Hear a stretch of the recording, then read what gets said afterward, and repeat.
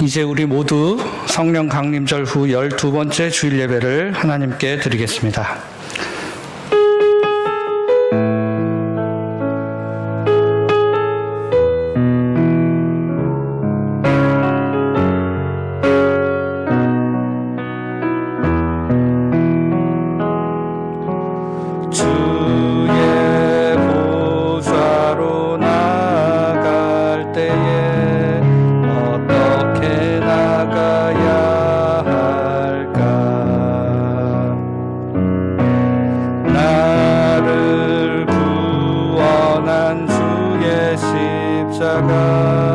그것을 믿으며 가네.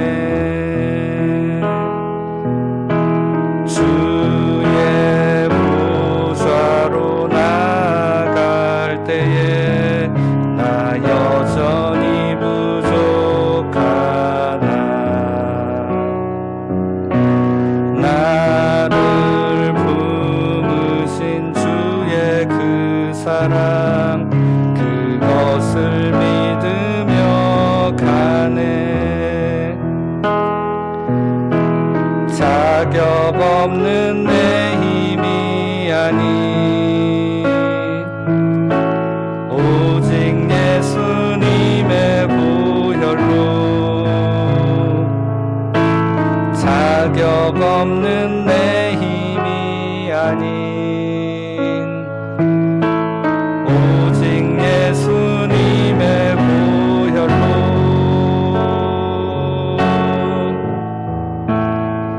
십자가의 보혈, 완전하신 사랑, 힘입어 나갑니다.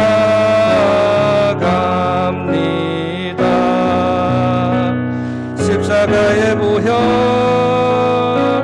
완전하신 사랑, 힘입어 예배합니다. 십자가의 보혈, 십자가의 보혈, 완전하신 사랑, 힘입어 나갑니다. 십자가의 보혈, 완전하신 사랑, 힘입어 예배합니다. 이날은 여호와께서 정하신 것이라. 이날에 우리가 즐거워하고 기뻐하리로다. 여호와여 구하옵나니 이제 구원하소서.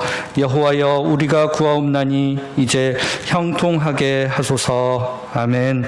하나님 아버지, 지난 한 주 어려운 삶의 자리에서 분투하다가 우리의 구원 되시는 하나님 앞에 나와 평안을 구하며 예배합니다. 성령 하나님, 우리가 예배하는 모든 자리에 찾아와 주시고 우리의 몸과 마음을 주장하여 주시어 온전한 예배를 하나님께 드릴 수 있게 하여 주시옵소서. 예수 그리스도의 이름으로 기도드렸습니다. 아멘. 나는 전능하신 아버지 하나님, 천지의 창조주를 믿습니다. 나는 그의 유일하신 아들 우리 주 예수 그리스도를 믿습니다.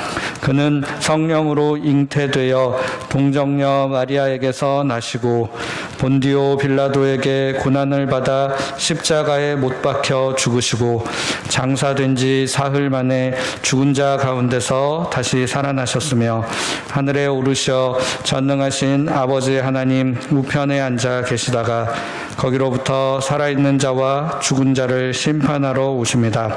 나는 성령을 믿으며 거룩한 공교회와 성도의 교제와 죄를 용서받는 것과 몸의 부활과 영생을 믿습니다. 아멘. 예수 가장 귀한 그 이름 찬양하시겠습니다.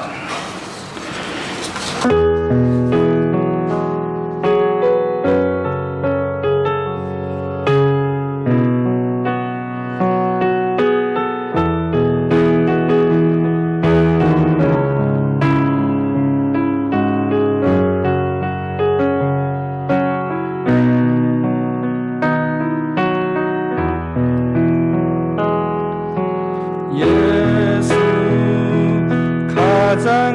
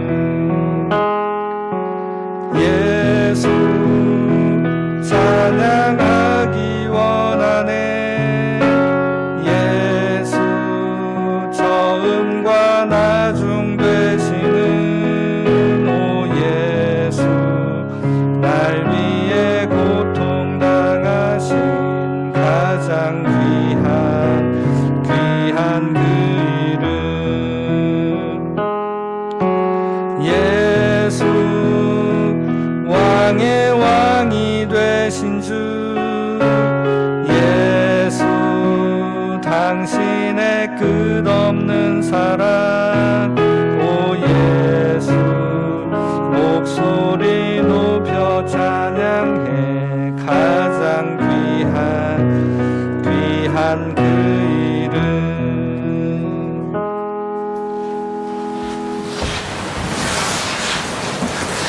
사랑의 하나님, 한 주간 동안도 우리의 삶을 늘 인도하여 주시고 오늘도 함께 모이지는 못하지만 각자의 자리에서 하나님을 예배하게 하시니 감사를 드립니다. 하나님께 예배할 수 있음이 더 소중하게 느껴지는 이 기간들을 통해 자신을 더욱 깊이 돌아보고 예수님을 더 가까이 만나는 귀한 예배의 시간 될 수 있도록 인도하여 주시옵소서. 우리가 어디에 있든 또 우리의 어떠함에도 불구하고 당신의 놀라운 사랑으로 품어주시고 안아주시는 크신 은혜를 누리는 시간이 되게 하시며 그 은혜에 감사하며 주님의 사랑을 배우고 나누는 우리 사랑누리교회 모든 교우가 될 수 있도록 인도하여 주시옵소서. 특별히 코로나로 인해 또다시 어려운 시간을 보내고 있는 이 시대를 돌아보아 주십시오. 방역 현장에서 애쓰는 관계자들에게 지치지 않도록 힘을 더해 주시고 특히나 경제적, 심리적으로 또 건강 악화로 여러 어려움에 처한 이들과 함께 해주셔서 그들에게 하나님의 따뜻한 위로가 전달될 수 있도록 돌보아 주시옵소서. 또한 우리가 먼저 이 시대의 소금과 빛 같은 역할을 감당하며 그들을 향한 하나님의 사랑의 손길에 귀하게 쓰일 수 있는 성도들이 되게 하여 주시고 백신과 치료제 개발도 속히 진행되어서 모든 사람들이 더 희망적이고 평안한 생활로 다시금 돌아갈 수 있도록 하나님 인도하여 주시옵소서. 그리고 이번 코로나 확산 사태로 드러난 한국교회의 어리석음과 이기적인 모습들을 주님 앞에 회개합니다. 나는 그들과 다르니 상관없다고 말하는 것이 아니라 함께 통회하며 우리의 부족함을 돌아보고 편협한 이기주의와 차별에서 벗어나 다시 주님이 몸소 가르쳐 주신 사랑의 길로 한 걸음 더 나아가는 모든 그리스도인들 될 수 있도록 우리를 인도하여 주시옵소서. 오늘의 예배를 통해 어느 자리에서든 더욱 주님께 집중하며 주님께서 우리에게 하시는 말씀에 올바르게 반응하게 하시고 어떤 상황에도 자신을 비우고 겸손해지는 사랑누리 모두가 되게 하시며 주님과 동행함으로 하나님을 기쁘시게 하는 성도들 되게 하여 주시옵소서. 이 어려운 시기에도 하나님께 예배하고 있는 교회 학교 어린이들과 청소년, 청년들을 주님의 강한 팔로 늘 지켜주시고 그들이 하나님 안에서 건강하고 바르게 성장해 나갈 수 있도록 은혜 내려 주시옵소서. 말씀 전하시는 목사님의 건강도 지켜주시고 성령님께서 늘 함께 하셔서 전해지는 말씀을 통해 우리가 바른 길로 향할 지혜와 은혜를 얻기 원합니다. 영과 진리로 하나님께 예배하는 시간 되기를 소망하며 예배의 주인 되시는 예수님의 이름으로 기도합니다. 아멘.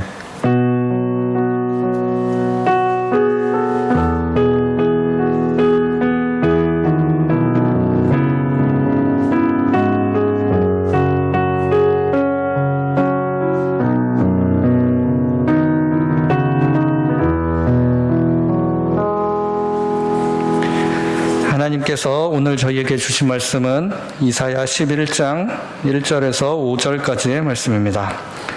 이사야 11장 1절에서 5절까지의 말씀, 이 말씀을 제가 봉독하겠습니다.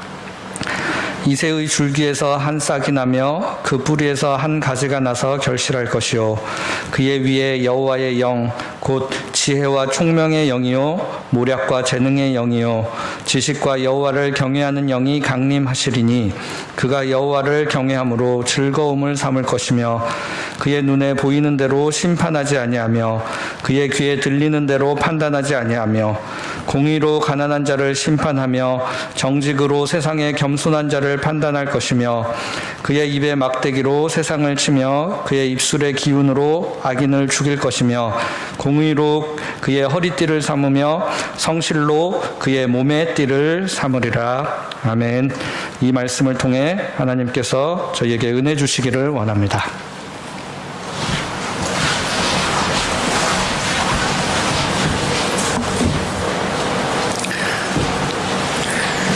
지난 한 주간도 주님 안에서 잘 계셨는지 모르겠습니다. 코로나로 참 어려운 시간들이 계속 연장되고 있습니다. 이 시간 안에도 하나님께서 함께 하심을 믿고 오늘도 주님의 말씀을 함께 나누고자 합니다.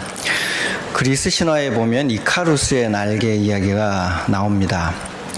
아버지 다이달로스와 이카루스가 미궁에 갇히게 되죠. 그들은 미궁을 탈출하기 위해서 새의 깃털을 모아 실로 엮은 뒤에 밀랍으로 날개를 겨드랑이에 만들어 붙입니다. 아버지는 꼭 필요한 만큼 위로 날아 올라갔다가 아래로 내려가 무사히 지상에 도착합니다. 하지만 아들 이카루스는 욕심을 내어서 조금이라도 더 날아보려고 태양 가까이로 올라갑니다. 태양 가까이 가려는 욕망을 주체하지 못하자 아버지가 경고하기를 그러다가 너 날개가 떨어져서 죽는다고 합니다. 하지만 아들 이카루스는 자기 욕망을 주체하지 못하고 더 높이 올라갔다가 밀랍이 녹아내리면서 날개가 분리되고 그는 바다에 추락하여 죽는 이야기입니다. 최근 개신교의 추락을 보면 이 그리스 신화 이야기가 떠오릅니다. 개신교는 하나님이 주시는 만큼 잠시 번영을 누렸으면 빨리 포기하고 난 뒤에 예수님이 십자가의 뒤를 따라가면 참 좋았습니다. 그러나 성경의 거듭된 경고에도 불구하고 개신교는 끝없이 솟아올라 자신만의 태양을, 아니 자신만의 저 높이 있는 태양까지 소유하려는 듯 하나님의 자리에까지 올라가려 했습니다. 돈과 권력이 편성해서 큰 건물을 지어 자신을 과시하고 정치적 영향력을 자랑해가면서 세상을 자기 발 아래에 있는 듯 호령하며 지내려 했습니다. 그것이 하나님께 영광이 된다고 부득부득 우기면서 그 길을 달려왔습니다. 그러나 성경을 한번 펼쳐 보십시오. 예수님은 사역 시작하기 전 광야에 가셔서 40일 동안 금식하시며 마귀에게 시험을 받으실 때 그 모든 길을 이미 거절하셨습니다. 그런데도 개신교는 애써 성경에 눈을 감고 태양을, 가질 수 없는 부와 명예와 돈을 현 시대에서 확보하려고 노력하였습니다. 그 결과로 지금 이카루스처럼 한없이 추락하는 중입니다. 추락하는 것은 날개가 있다고 했나요? 교회에 다니지 않는 제 지인들이 전화를 했습니다. 목사님, 이제 교회는 진짜 어떻게 합니까? 완전히 다 잃게 생기셨어요. 저희가 다 걱정이 돼서 그래요. 날개가 있다는 것을 자랑 삼아 높이 오르다가 추락해버리는 우리의 현실을 교회 다니지 않는 주변의 분들이 더 걱정하는 시대가 되었습니다. 지난 광복절 벌어진 이상한 집회가 이런 개신교에 숨겨져 있던 치부를 완전히 드러내는 일을 하였습니다. 이런 현상을 보면 하나님의 마음은 얼마나 아프시겠습니까? 오늘 본문 이사야는 이런 상황에 처해 있는 우리를 향해서 하나님의 음성 두 가지를 꼭 기억하라고 알려줍니다. 첫 번째, 하나님은 반드시 교회의 죄를 심판하실 것입니다. 오늘 본문은 겉으로 보기에는 대단히 희망적인 이야기처럼 보입니다. 이새 줄기에서 새싹이 나온다고 하니까요. 하지만 그 앞장들을 쭉 읽어보면 이것은 먼 미래에 일어날 희망적인 일입니다. 바로 당장 코앞에 닥친 역사적 상황은 하나님의 가차없는 심판 이야기들입니다. 하나님께서 우상 숭배로 가득한 이스라엘을 치시겠다고 하나님이 누차 이야기를 하고 계십니다. 이사야 예언자가 활동하던 시대는 사회가 모든 면에서 번영을 구가했던 시대입니다. 사회가 잘 되니까 그에 맞춰 종교도 흥행하였겠죠. 매우 활발하게 종교 활동을 하였습니다. 예배도 많이 드렸고 재물도 많았고 사제들에게 돈과 권력도 주어졌을 겁니다. 그러나 종교의 흥행과 부흥이 하나님 보시기에는 그것이 부흥이 아니라 종교가 죽어가는 현상이었습니다. 하나님의 괴로운 심정을 여러분 한번 들어보시겠습니까? 이사야 1장 14절에 이런 말씀이 나옵니다. 헛된 재물을 다시 가져오지 말라. 분향은 내가 가증히 여기는 바요. 월삭과 안식일과 대회로 모이는 것도 그러하니 성회와 아울러 악을 행하는 것을 내가 견디지 못하겠노라. 가증히 여기다는 것은 우상들에게 쓰던 용어입니다. 하나님이 제일 싫어하는 것들이죠. 우상을 숭배하고 우상들을 모아놓은 것을 보고 주님이 가증히 여긴다고 합니다. 하나님은 이스라엘이 드리는 제물과 이스라엘의 예배를 가증히 여기신다고 합니다. 우상이라고 보신 겁니다. 그런데 이상하게도 이스라엘 사람들은 하나님이 가증히 여긴다고 하는 그 예배를 굳이 하나님 기쁘게 받아주시라고 계속하여 하나님께 드림입니다. 월삭에, 안식일에, 대회에, 축제로 모일 때마다 하나님을 기쁘게 한다며 하나님이 가장 싫어하는 방식으로 예배하고 하나님이 가장 가증히 여기는 헌금을 드렸습니다. 남이 싫어하는데도 계속 강요한다면 그것은 정말로 폭력입니다. 이것은 인간이 하나님보다 우위에 서 있는 듯한 어떻게 보면 위계에 의한 폭력과 같습니다. 본문에서 하나님은 을처럼 되어 있고 인간 이스라엘이 갑이 되어서 하나님에게 계속하여 예배를 받으라고 강요하는 장면입니다. 정광훈 목사라는 분이 그런 말을 했습니다. 하나님 까불면 죽어. 이 쉽게 던졌던 한마디가 지금 우리 개신교가 하나님을 어떻게 대하고 있는지, 개신교가 이 세상 사람들을 어떻게 보고 있는지를 여실하게 보여줍니다. 우리의 예배가 하나님께 폭력이 되고 있다는 사실입니다. 왜 하나님은 예배를 우상처럼 가증히 여기고 괴로워하셨을까? 그것이 1장 13절에 나오듯이 이스라엘 사람들이 성회와 아울러 악을 저질렀기 때문입니다. 성경은 분명히 가르칩니다. 이웃 사랑의 계명을 어기면서 드리는 제물은 그것이 아무리 화려해도 하나님이 보시기엔 우상일 뿐이라는 겁니다. 그리고 뇌물일 뿐이라는 겁니다. 하나님이 사랑이시라는 말은 하나님이 나 개인을 사랑한다는 말 그것으로 그치지 않습니다. 하나님이 사랑하시니까 하나님은 우리의 모든 이웃 온 우주를 사랑하신다는 표현입니다.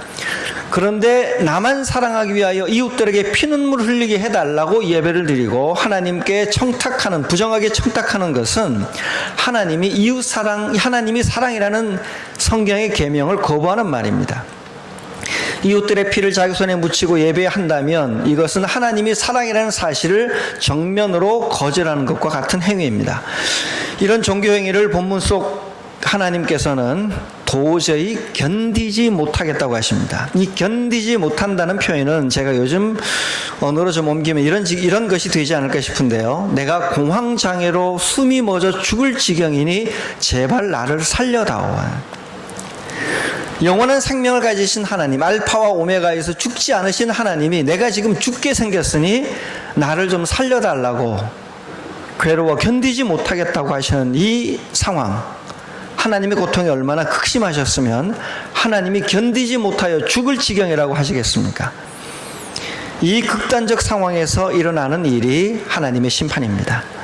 하나님은 심판하기 좋아하시는 분이 아니라 끝까지 참고 견디시다가 마지막 하나님 자신이 죽음에 처할 만큼 괴로운 지경이 되고 인간에게 더 이상의 희망이 없을 때 하나님의 심판을 통하여 새로운 길을 여십니다.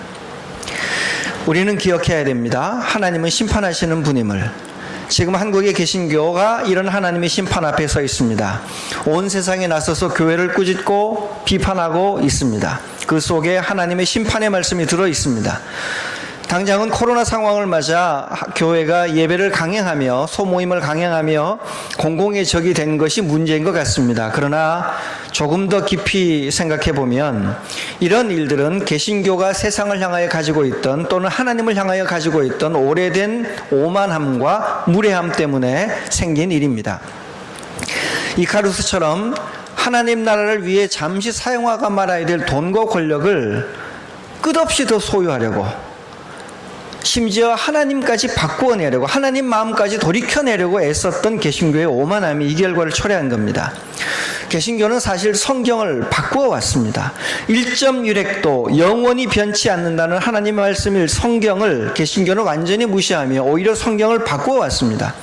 지금 한국 개신교가 믿고 있는 것을 그대로 성경에 다시 쓰면 구약에 나오는 아브라함부터 모든 신앙 선배들 이야기는 재벌의 성공 이야기로 탈바꿈되어야 합니다.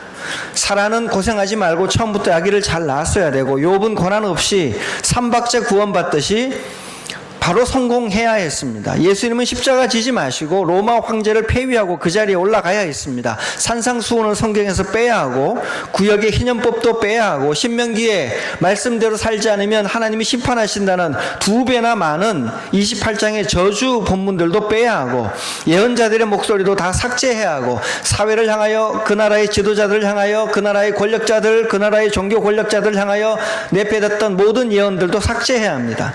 사도행전에 나오는 유무상통의 성령 충만 공동체 이야기도 다 빼야 합니다. 계시록에서 이 땅을 심판하시는 예수님의 재림 이야기, 그 재림하시는 예수님 앞에 이 땅의 권력이 초계처럼 사라질 것이라는 모든 계시록의 주장들도 빼버려야 합니다. 정말로 주류 개신교는 성경을 버렸고 예수님을 버렸고 삼위일체 하나님의 온 우주적 사랑도 이미 버려버렸습니다. 이 때문에 지난주 내내 저 개인적으로는 참으로 큰 슬픔 속에 있었습니다. 저는 지난 8월 15일 광복절에 광화문에 갔습니다. 결혼 주례 때문에 갔습니다.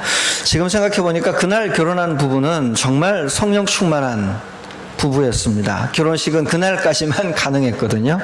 그 다음 날부터는 50명 이상 못 모이고 지금은 10명 이상 모임 자체가 불가능해졌기 때문에 결혼식을 할 수 없어서 연기하는 분들이 많이 계시더라고요. 참 다행이고 감사한 일이었습니다. 그러니 지난 토요일 결혼하신 분은 더 행복하게 사셔야 됩니다. 저는 그 결혼식 덕분에 개신교의 결정적 몰락을 가져올 역사적 상황을 온몸으로 볼 수 있었습니다. 제게는 이것도 주님의 뜻이라 여깁니다. 온 가족이 차를 타고 광화문으로 향했습니다. 인왕산 주변까지 가서 차도가 막혔고 방법이 없어서 경찰들에게 제가 주례를 맡아서 무조건 가야 된다고 사정을 했습니다. 그랬더니 요즘 경찰분들이 참 친절하시더라고요. 일단 여기는 뚫어드릴 테니까 다음에 막히면 또 부탁해 보십시오. 제가 무전으로 말은 해놓겠지만 장담할 수는 없습니다. 그러시면서 한 관문 차로를 다시 열어주어서 저 혼자 차를 타고 가족과 함께 뚫고 나갔습니다. 그렇게 한 서너 차례 뚫고 갔더니 청와대 앞을 지났고요. 청와대 저쪽 건너편 삼청동 주변까지 갔는데 거기는 경찰 버스가 차로를 막고 있어서 더 이상 진입할 수가 없었습니다. 다시 사정 이야기를 하면서 제가 주례여서 무조건 가야 됩니다. 그랬더니 경찰분들이 그러더라고요. 그럼 청와대 직원들이 주차하는 요 외부 주차장에 차를 세워두시고 빨리 가서 볼일 보신 후에 차를 가지고 다시 가시면 되겠습니다. 이야기해 놓겠습니다. 그래서 차에서 내려서 우산을 쓰고 한 1.5km를 뛰다 걷다 해서 한 20분 전에 결혼식장에 도착했고 감사하게도 예식을 잘 마쳤습니다. 그러나 아쉽게도 식사는 못하고요. 약속한 대로 얼른 청와대 주변으로 다시 가서 차를 빼 광화문 지역을 탈출했습니다. 그렇게 오갈 때 시위대 행렬을 뚫고 지나가야 했습니다. 그날 시위 현장은 가관이었습니다.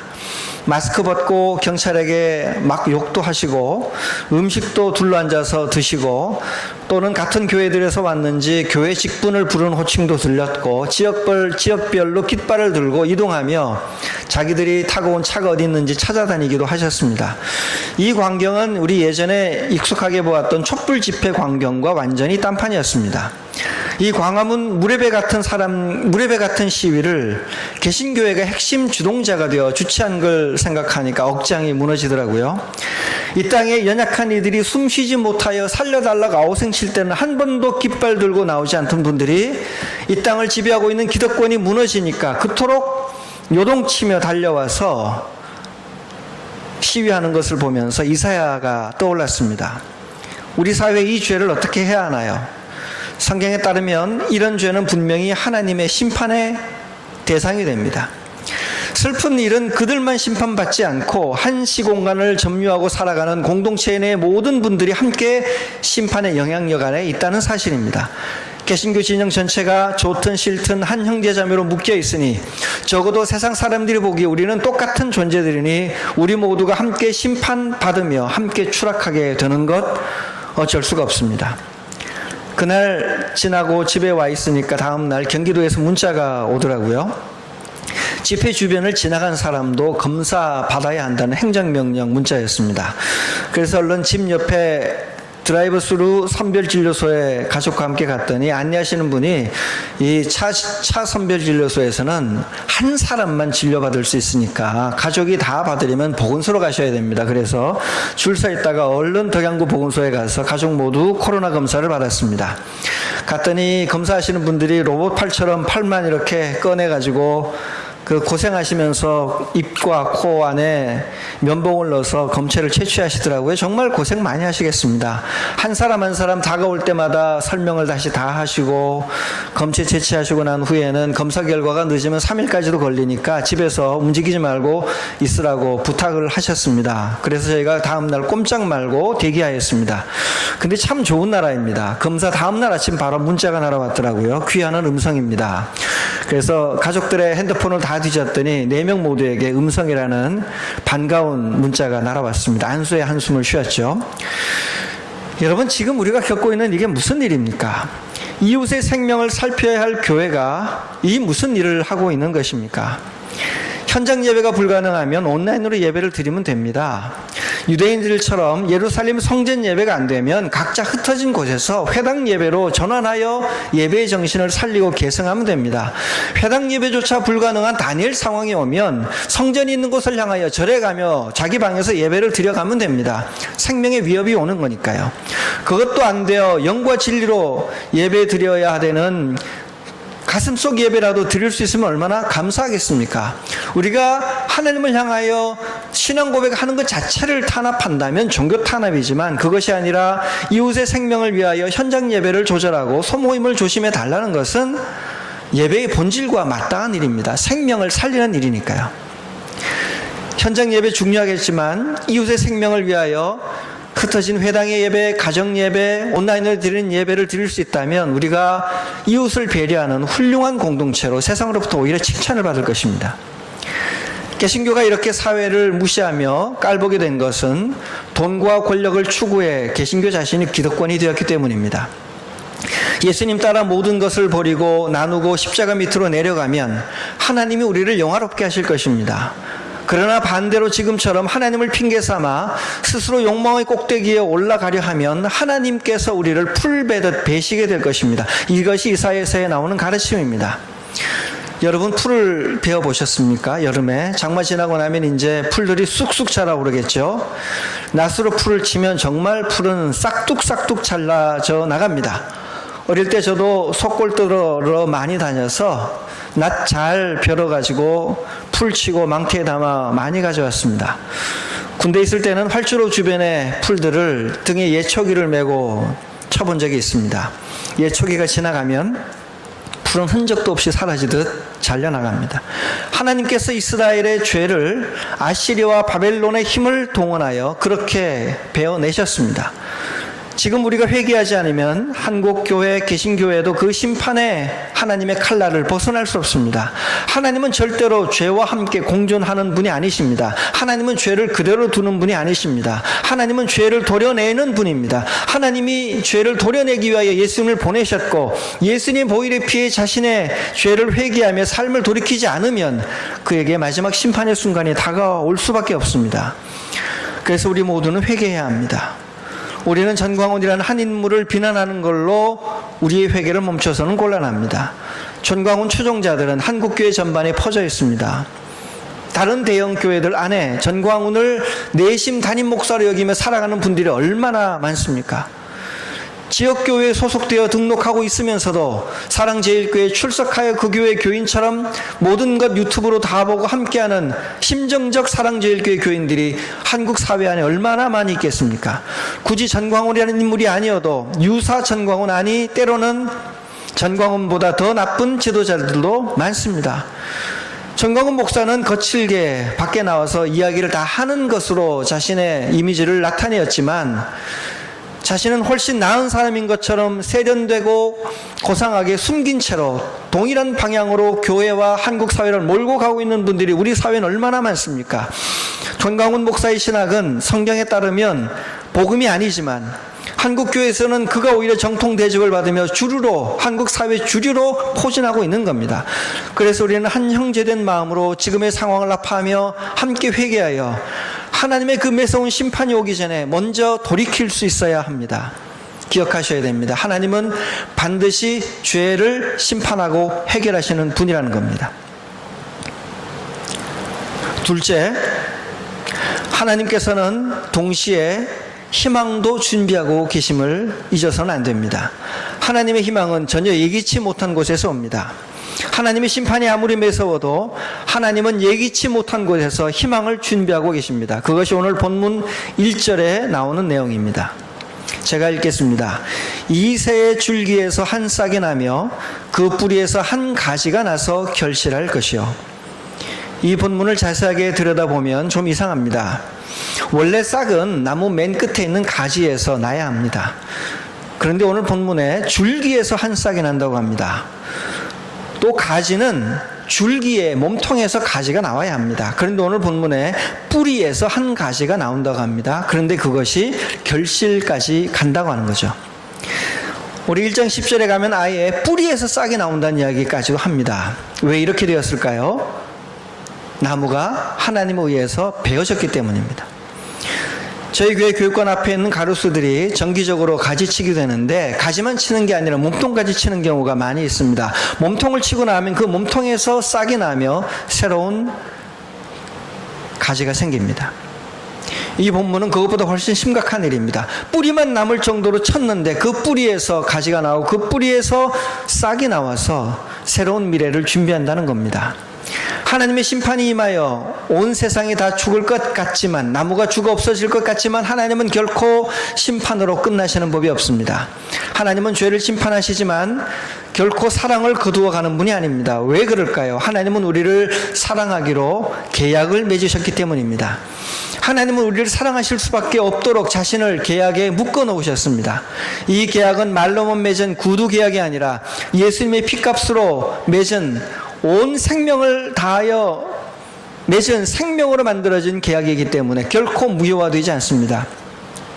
그래서 하나님은 이스라엘을 심판하신 후에 예기치 못한 이스라엘의 이새의 줄기에서, 이새의 뿌리에서 새로운 싹이 나고 가지게 나게 해서 열매를 맺게 해주신다고 오늘 본문이 노래하고 있습니다.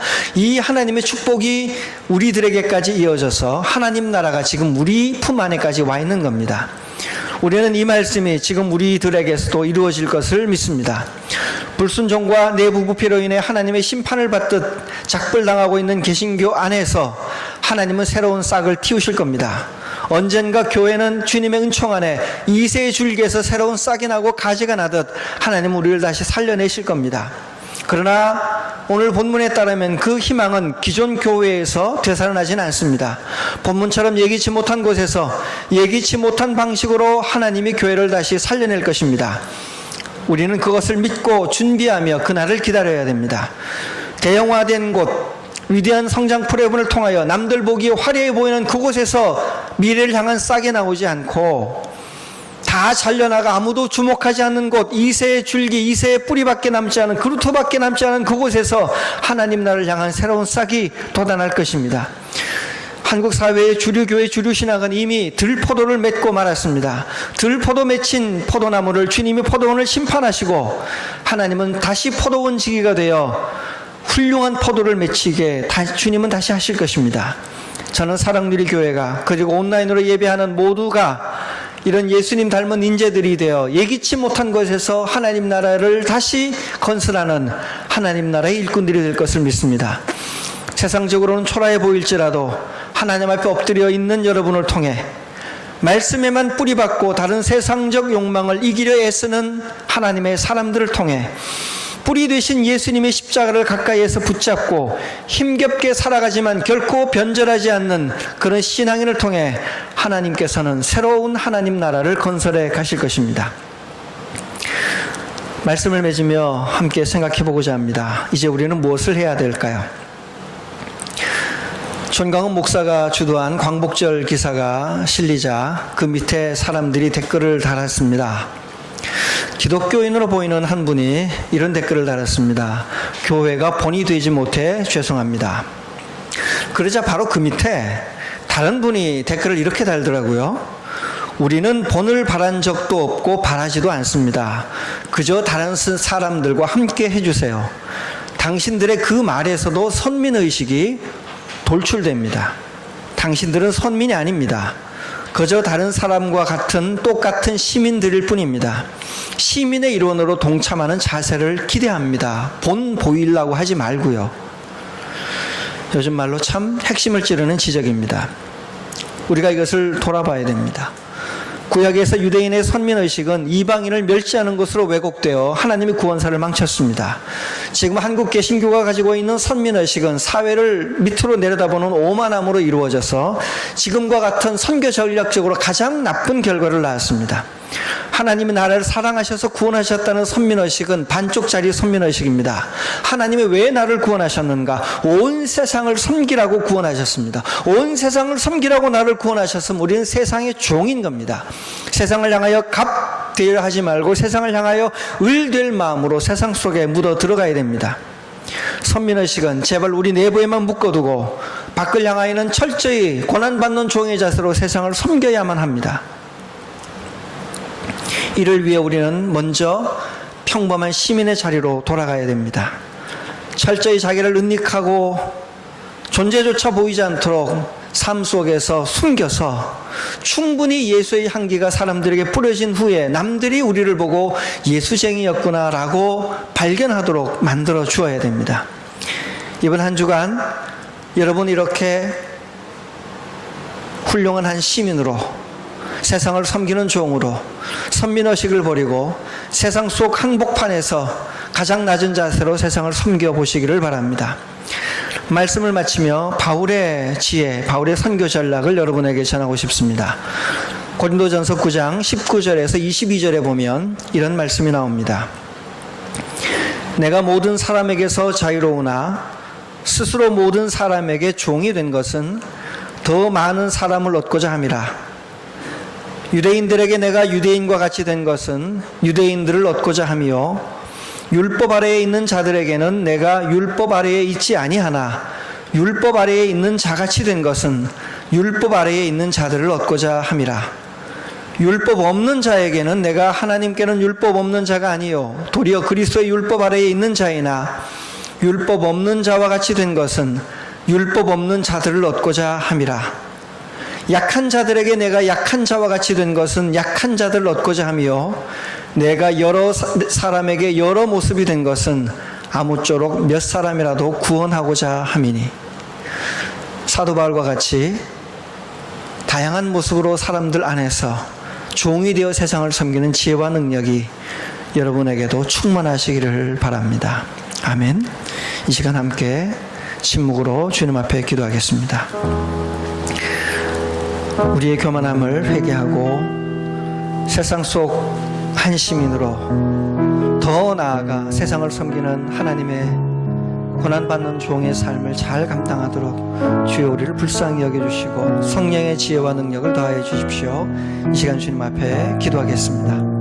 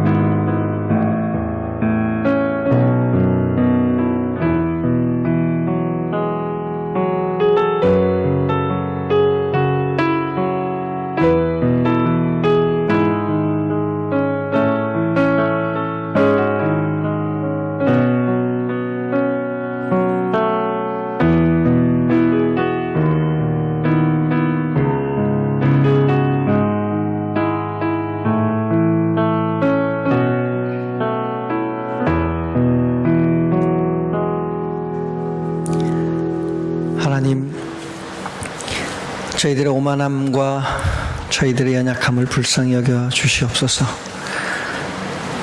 하나님, 우리의 어머니 된 한국교회의 죄를 용서하여 주시고 지금이라도 돌이켜 하나님의 심판을 면할 수 있게 하여 주시옵소서. 하나님 아버지, 우리에게 지혜를 주셔서 더 낮은 자세로 세상 사람들을 섬기게 하여 주시고 우리를 통하여 예수의 향기가 드러나고 우리를 통하여 하나님 나라의 소망이 퍼져나가도록 주님, 저희를 더욱 겸손한 주님의 종들이 되게 하여 주시옵소서. 예수님 이름으로 기도드립니다. 아멘.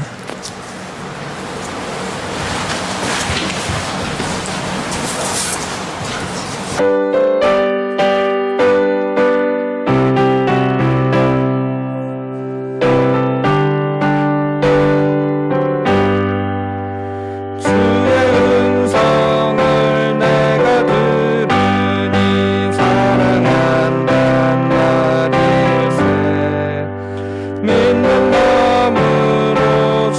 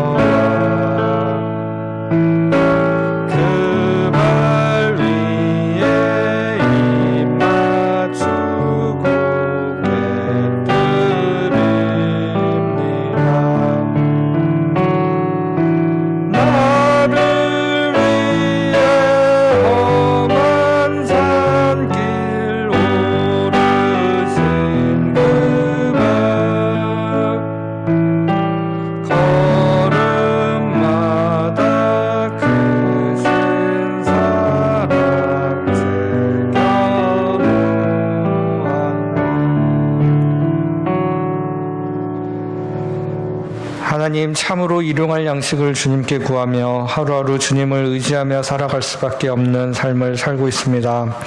저희 개인의 삶도 교회의 앞길도 온전히 주님의 손에 맡기오니 저희의 모든 길을 선하게 인도하여 주시옵소서. 여기 드리는 작은 정성 가운데 저희의 모든 삶의 고백들을 담았사오니 기쁘게 받아 주시옵소서. 예수 그리스도의 이름으로 기도드렸습니다. 아멘. 교회 소식 전하겠습니다. 코로나 환자들이 급속하게 확산되고 있습니다. 어느 곳에 계시든지 안전하게 주님께서 우리 모든 교우들의 삶을 지켜주시기를 바랍니다.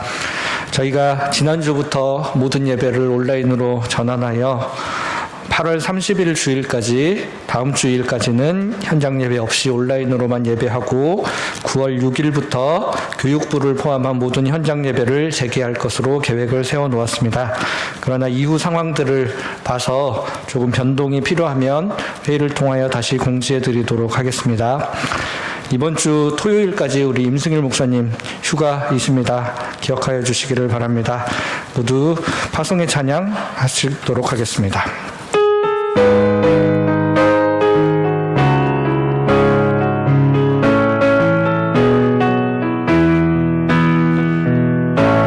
우리 걸어가는 이 길이 결코 처음 밟는 길은 아니야. 수천 년 동안 온 땅 곳곳에서 주님 따르는 적이 있으니 걸어가는 이 길이 낯설고 두려워 보일지라도 삶의 무게를 두고 흘러들어오는 주님 부활의 생명을 봐. 함께 손잡고 가세.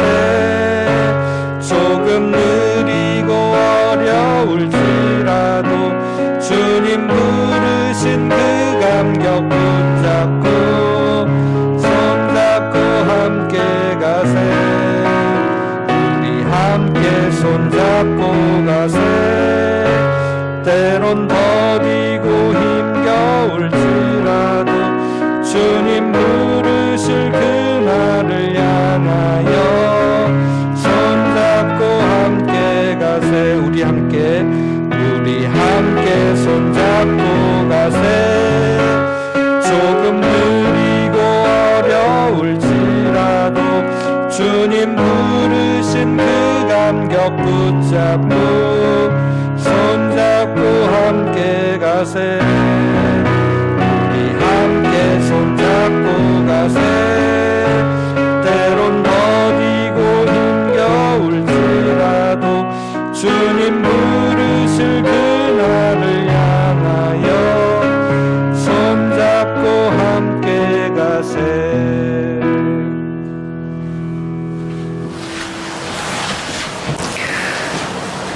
이제는 우리 주 예수 그리스도의 은혜와 아버지 하나님의 크신 사랑과 성령님의 교통하심이 예기치 않은 곳에서 희망의 싹을 내시는 하나님의 큰 섭리를 믿고 지금 자기 삶의 자리에서 하나님께 회개하며 괴로워하는 모든 하나님의 사람들 위해 지금부터 영원토록 함께 하시기를 간절히 축원하옵나이다.